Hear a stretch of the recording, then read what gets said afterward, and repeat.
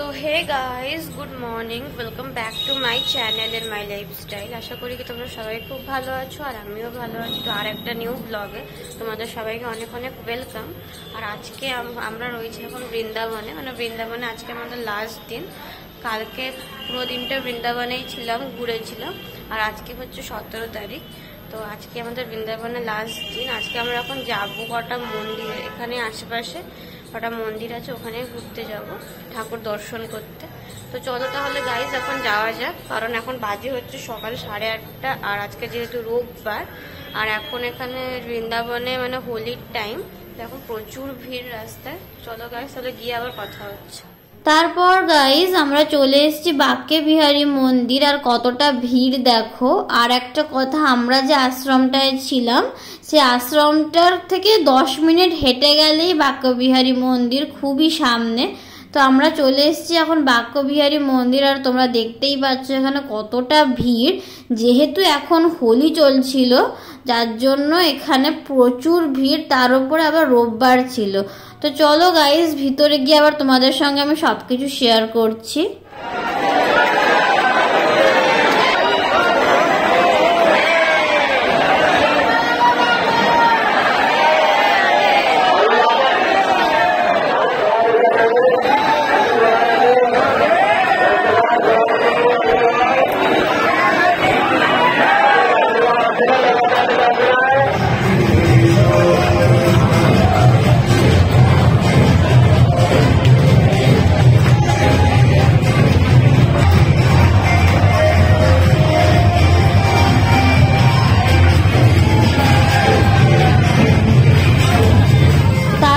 Guys আমরা বাক্যে বিহারী মন্দির থেকে চলে এসেছি। আর বাক্যে বিহারী মন্দিরে যাওয়ার আগে এই একটা মন্দির পড়েছিল, তো এটা আমরা আসার পথে দর্শন করেছি। এইটা মনে হচ্ছে সবাই বলছে যে বাক্যে বিহারী মন্দির, কিন্তু এটা পরে হয়েছে। আর এখানে প্রচুর নাচ গান হচ্ছিল।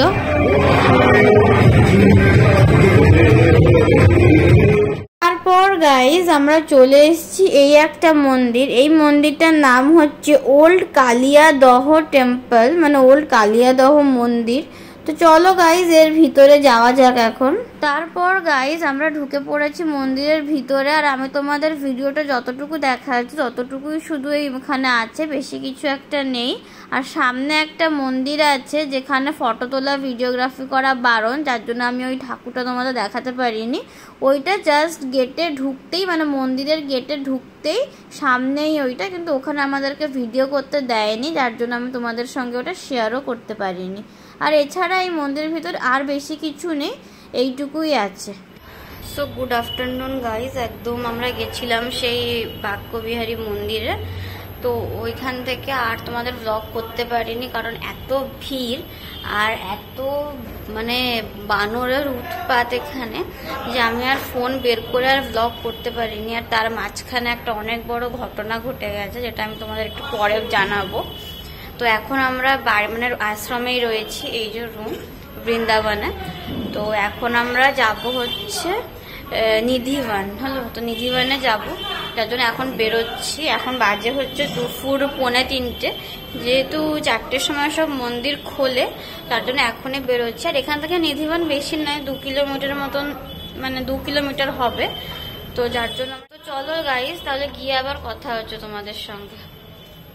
তারপর গাইজ আমি যখন তোমাদের সঙ্গে কথা বলছিলাম, মানে হাফ কথা বলার পরেই মানে আমরা যে মন্দিরটায় ছিলাম, আশ্রম যাই বলো না কেন, তো ওখানে খুব জোরে জোরে এত লোকে কথা বলছিল। তো আমার ভয়েসটা তোমাদের মানে শোনা যেত কিনা আমি জানি না, যার জন্য আমি পরে আবার ভয়েস ওভার দিলাম।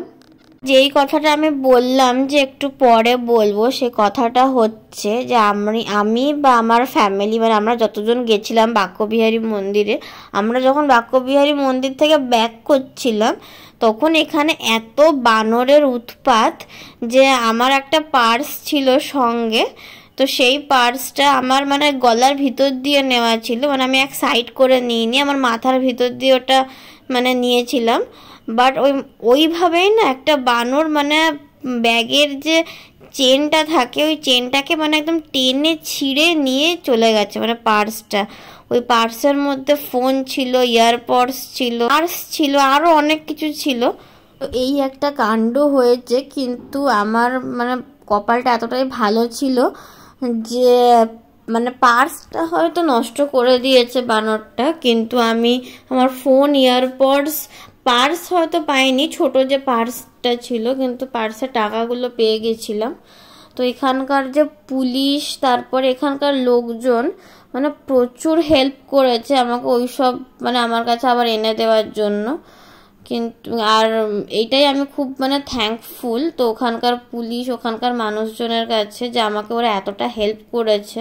তারপর আমি তোমাদের আর একটা কথা বলতে চাই যে যারা বৃন্দাবনে ঘুরতে আসছো তারা একটা জিনিস সাবধানে রেখো, তোমরা যখনই কোনো মন্দিরে যাচ্ছ বা রাস্তায় বেরাচ্ছ তোমাদের আশ্রম বা হোটেল থেকে, তখন হাতে কিছু রেখো না, আর চোখে একদমই যে ধরো চশমা পড়ছে একদমই চশমা পরবে না, সানগ্লাস পরবে না, কারণ যদি কেউ চশমা বা সানগ্লাস পরো সেই চশমাটা বা সানগ্লাসটা যে পরবে তার চোখে সেটা থাকবে না। কারণ ওখানে বাদরের এতটাই উৎপাত যে যারা চোখে চশমা পরবে বা সানগ্লাস পরবে সঙ্গে সঙ্গে ওটা খুলে নিয়ে যাবে, যদি ওদের লক্ষ্যে পড়ে সঙ্গে সঙ্গে ওরা খুলে নিয়ে যায়, আর তোমরা মানে বুঝতে পারবে না যে টুক করে নিয়ে চলে গেল। এরকম হয়, এরকম অনেকবার হয়েছে আমাদের সঙ্গে, যার জন্য আমি তোমাদের একটু অ্যালার্ট করে দিলাম। তো যখনই তোমরা বৃন্দাবন যাও এইটাকে মানে একটু কেয়ারফুলে নিও, আর একবার নিয়ে গেলে না তো ওদের থেকে ফিরিয়ে আনাটা একটু চাপের হয়ে যায়, বাট আমরা চশমা ফিরে পেয়ে গেছি। তো তোমরা একটু মানে অ্যালার্ট থেকো, আমি তার জন্য তোমাদের একটু জানিয়ে দিলাম। তারপর গাইজ আমরা চলে এসেছি নিধিবনে। এই যে এটা হচ্ছে নিধিবনের মেন গেট। তো চলো গাইজ এবার ভিতরে যাওয়া যাক। তারপর গাইজ আমরা এদিকে নিধিবনের ভিতরে ঢুকে পড়েছি, আর ঢুকতেই তোমরা দেখতেই পাচ্ছ এখানে কতটা ভিড়। তো আমরা এই পুরো ভিড়টা ঠেলে ঠেলে আমরা পুরো নিধিবনটা ঘুরেছি, আর নিধিবনটা খুবই সুন্দর জায়গা। আর একটা ইন্টারেস্টিং বা ভৌতিক ঘটনা যেটা আমি এখানে এসে জানতে পারলাম, জিনিসটা হচ্ছে যে এখানে নাকি রাত্রেবেলা এই যতগুলো তোমরা গাছ দেখতে পাচ্ছ না, সব গাছগুলো নাকি মানে গোপী হয়ে যায়, গোপীর রূপ ধারণ করে। এটা আমি এখানে এসেই জানতে পারলাম।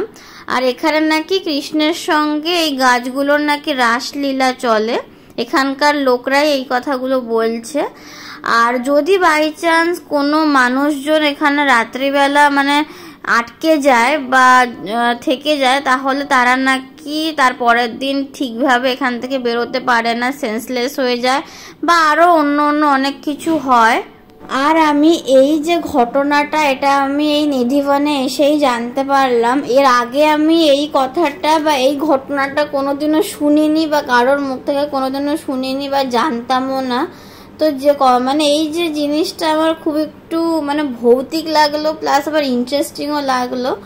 জানি না এখানে রাত্রেবেলা কি হয়, তো যেটা শুনেছি আমি তোমাদের সঙ্গে আমি সেটুকুই শেয়ার করলাম।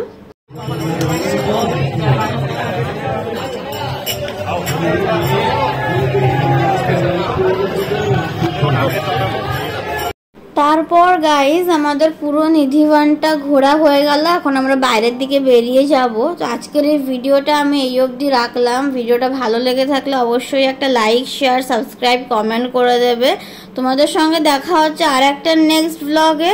সবাইকে টাটা, সবাই খুব ভালো থেকো আর সুস্থ থেকো।